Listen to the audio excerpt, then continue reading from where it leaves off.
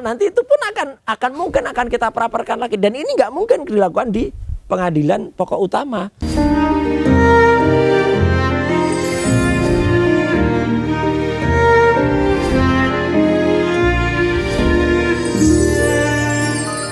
Oke, kalau untuk gitu. pra-peradilan kedua tuh bedanya dengan yang pertama tuh apa sih, Bang?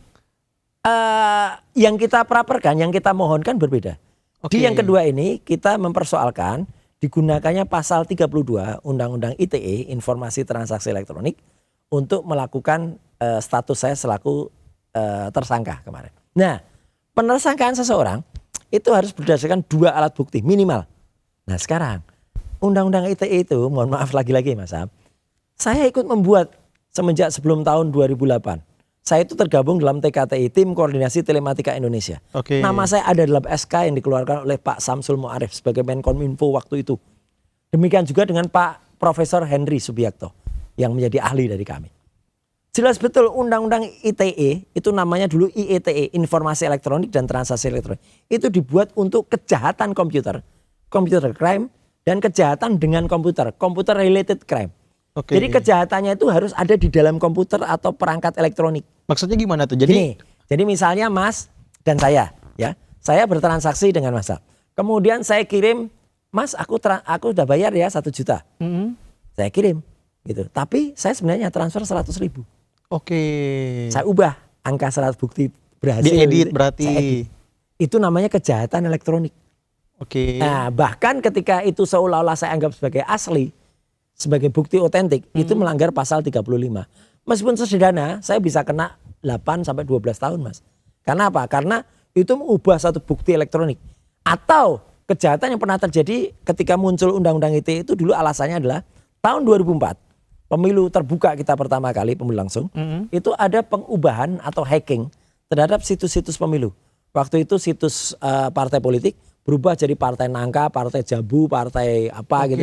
Ada orang yang menghack itu. Jadi apa? Artinya data itu benar-benar berubah.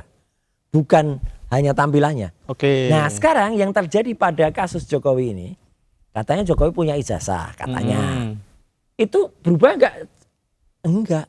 Yang berubah tuh hanya tampilan yang katanya itu scan ijazah milik Jokowi yang diupload oleh seseorang namanya Dian Sandi Utama, kader partai itu, ya Partai Gajah. Partai Gajah itu artinya partai nggak punya ijazah. Nah, itulah. Nah, kemudian kalaupun itu dijadikan bukti, Mas, saya hanya melakukan analisis terhadap bukti yang dimiliki oleh Dian Sandi itu. Oke, yang diupload itu. Yang saya upload. Ya, saya juga nggak pernah upload. Dian Sandi yang upload. Dian Sandi. Saya hanya menunjukkan gambar dari Dian Sandi itu saya tunjukkan di acara TV malah. Misalnya Rakber atau acara TV sebelah ya. Apakah itu ILC atau kayak itu mana. Atau di podcast orang. Saya tidak pernah masuk dalam klausul yang disebutkan di pasal 32 ITE. Karena di pasal 32 ITE itu harus orangnya sendiri yang mengupload. Di situ ada yang namanya mentransmisikan. Saya nggak punya akun, Mas. Saya nggak punya akun X, nggak punya akun Facebook, nggak punya akun yang bisa saya gunakan untuk itu. Jadi artinya saya nggak bisa kena. Yang harus kena memang respon, kalaupun dia kena. Karena dia ada di Bali G Academy, di mana itu banyak banget. Dan itu semua dakwaan yang ada itu digunakan untuk mendakwa Dr. Tifa. Dan juga saya kemarin. Makanya Dr. Tifa kemarin pembelaannya benar. Bukan saya pemilik Bali G. Bukan saya. Dr. Tifa itu hanya menyampaikan sama di acara Rakber. Kami dipandu Mas Aiman. Gitu. Nah, acara Rakber pun itu nggak boleh sebenarnya acara TV itu tiba-tiba dijadikan ditersangkakan begitu. Harus melewati Dewan Pers dulu. Karena kita punya Undang-Undang Pokok Pers nomor 40 ya tahun 99. Jadi itu harus pakai dulu. Nggak boleh seenaknya tiba-tiba kami kena ITE. Jadi boncos banget Mas ini. Jadi itulah makanya kami pra-peradilan kan. Apakah buktinya itu sesuai dengan undang-undang atau enggak? Sudah dipanggil belum Dewan Pers? Ada bukti enggak kalau dengan Dewan Pers yang dipersalahkan adalah narasumber? Enggak pernah ada sejarahnya. Ya narasumber itu disalahin. Ya itu biasanya nanti Dewan Pers itu mengadakan yang namanya dipanggil, dimediasi. Kalau ada pihak yang berkeberatan, kemudian dicari. Dan seorang host atau presenter itu sebenarnya wajib juga untuk melindungi ya acaranya, melindungi juga narasumbernya. Dari situ saja sudah pasti nggak kena. Yang kedua adalah ketika saya melakukan analisis. Mas gini, misalnya saya ibaratnya melakukan pemeriksaan ya. Ini pakai analogi medis lagi. Saya melakukan pemeriksaan terhadap ibu-ibu yang misalnya mengandung. Kemudian kita USG, ultrasonografi. USG sekarang kan canggih banget, sampai muncul berwarna, sampai muncul 4 dimensi. Kemudian di situ dianalisis, di print, kemudian dari situ diputar sehingga nampak bayinya itu bisa lebih kelihatan. Oh ini cowok, karena bisa kelihatan seksnya gitu ya, seksnya, kelaminnya. Apakah saya melakukan analisis itu bisa dianggap merusak bayi yang ada di kandungan? Kan enggak. Ini adalah analisa. ELA ini error level analisa ini, kecuali saya melakukan misalnya yang namanya operasi terbaru sekarang, namanya laparoskopi. Laparoskopi sekarang itu tidak perlu kita belek Mas, tapi cukup 3 titik, 1, 2, 3. Kemudian dokter itu memasukkan alatnya, kemudian dilihat di situ. Nah kalau itu pun meskipun menggunakan elektronik bisa dibuat kita melakukan tindakan. Itu pun kan tujuannya untuk menyembuhkan.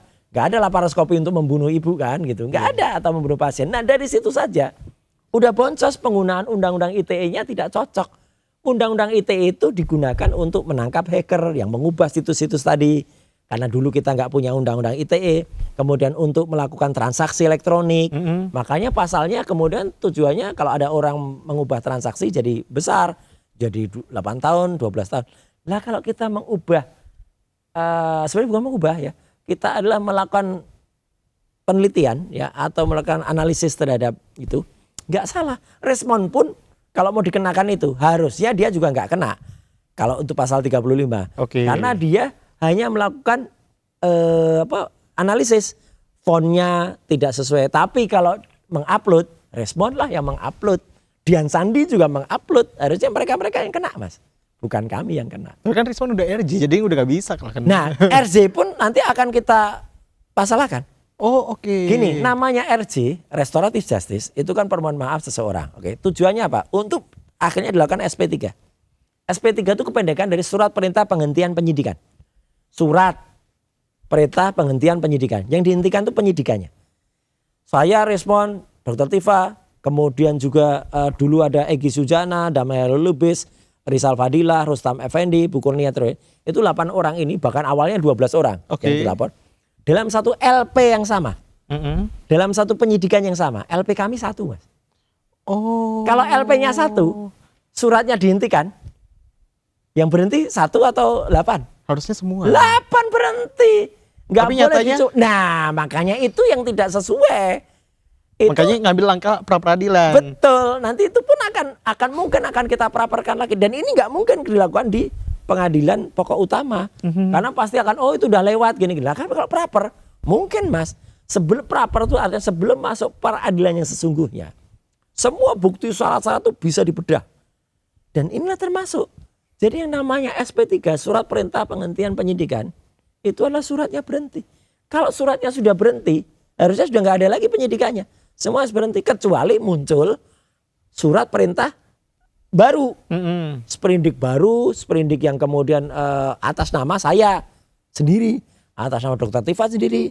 Jadi kalau dulu harusnya ketika tadi SP3 yang pertama untuk Egy Sujana dan Damai Lubis, harusnya ini adalah semuanya, kemudian yang ini 2 di stop, yang 6 dibuatkan lagi misalnya LP baru. Nah baru itu boleh. Faktanya enggak. Tetap pasti pakai 1 ya. Dan yang lebih menarik lagi, ini memang banyak boncosnya Mas. Dulu ketika saya dan ke-7 teman yang lain itu kemudian diperiksa, dipanggil untuk menjadi saksi awalnya sebelum menjadi tersangka, kami itu diundang dengan satu lokus ya, satu lokasi peristiwanya, dengan satu tempus juga, satu tempat, satu waktu, lokasi dan waktu yang sama. Waktu itu tertanggal 26 Maret 2025. Menariknya Mas, tanggal 26 Maret 2025 itu lagi bulan puasa. Saya lagi acara buka bersama dengan komunitas yang lain, dengan komunitas otomotif di rumah makan di daerah Kemang. Nggak ada di lokasi itu. Itu ternyata konferensi pers di tempatnya Egy Sujana. Ada beberapa orang di situ, harusnya orang-orang itu yang kena. Lah kok saya tiba-tiba diikutkan ke situ, kan konyol juga. Itu sebenarnya sudah kami jawab bahwa saya tidak ada di situ. Tapi kebetulan kan memang di antara 8 itu ada yang di situ kan. Jadi dianggap perkara jalan terus. Jadi kami itu hanya akhirnya jadi tersangkut-sangkut. Ibaratnya kita ada 3 orang Mas. Lagi jalan-jalan. Kemudian ada satu orang yang tiba-tiba bergabung, nggak kena. Terus ketemu orang lain, orang ini membunuh orang, dus gitu. Kita kan kena bertiga karena dianggap jadi saksi. Terus tiba-tiba dia dapat RJ yang bunuh ini, ya dapat restoratif justice. Yang kena getahnya sisanya. Kita kan sisanya. Kita yang dituduh membunuh. Itulah yang terjadi pada kasus ini. Jadi orang yang benar-benar melakukan press conference pertama kali TPUA itu Egy Sujana dan Damai Lubis itu sudah hilang ya gitu. Kemudian dia lewat, ternyata yang lain-lain itu malah justru yang kena. Kemudian kasus Respon juga sama. Yang kemudian banyak yang melakukan 1.000 triliun % palsu gitu. Bahkan mengatakan nusa kambangkan Jokowi. Itu Respon. Yang bilang gitu. Jelas betul tuh jejak digitalnya ada. Dia bilang ijazah skripsi Jokowi itu hanya seperti toilet paper. Ya hanya seperti kertas toilet ya untuk cebok gitu. Itu dia yang bilang. Dan itu masih ada di Twitternya dia, masih ada di X-nya dia semua. Bahkan dia mengatakan kalau ini palsu. Ini dia juga tidak hanya Jokowi, dia juga nyerang Gibran. Semua ada di situ. Lah kok tiba-tiba dia dimaafkan? Kita yang dianggap harus bertanggung jawab terhadap statement dia yang soal penghinaan itu. Enggak ada. Saya sejauh ini enggak akan mau bilang kalau Nusa Kambangkan ini. Kemudian dia ngina-ngina petugas banyak loh. Dia akan penjarakan Tito Karnavian gitu dia bilang gitu. Muhammad Al-Azhar gitu, Krishnamurti. Itu Respon semua. Iya, kata-kata harusnya kembali ke orangnya, kembali ke pelakunya. Jangan kemudian malah makanya Dokter Tifa kemarin protes betul dalam eksepsinya. Ini tuduhan ini atau dakwaan ini dijatuhkan kepada Dokter Tifa yang Dokter Tifa itu tidak melakukan itu. Betul. Dokter Tifa memang nggak melakukan itu gitu loh gitu. Saya juga tidak. Loh kok enak aja kok kami dibebani yang pelakunya perilakunya si dokter palsu omon-omon itu gitu loh. Oh, makanya akhirnya ngambil pra peradilan. Iya, supaya supaya kita ini menjalankan itu dengan dengan hati-hati dengan cermat. Meskipun ada juga orang bilang, "Mas, berarti kan sebenarnya Mas ini hanya melakukan tindakan untuk colong start atau apa?" Bukan colong start, untuk memanjangkan peristiwa gitu ya gitu. Jadi mau dibilang wah ini mainnya panjang gitu ya gitu. Gak mau main cepet, gak mau main pendek gitu. Nah saya kan juga bilang ya itu terserah kita kan. Mau mainnya kayak apa. Ya kan kita berhak. Punya strategi. Iya ibaratnya gini ya Mas. Kita mau pendek, mau main panjang. Ya itu terserah kita mau pendek atau apa nih? Ini mau main pendek sama mau main panjang.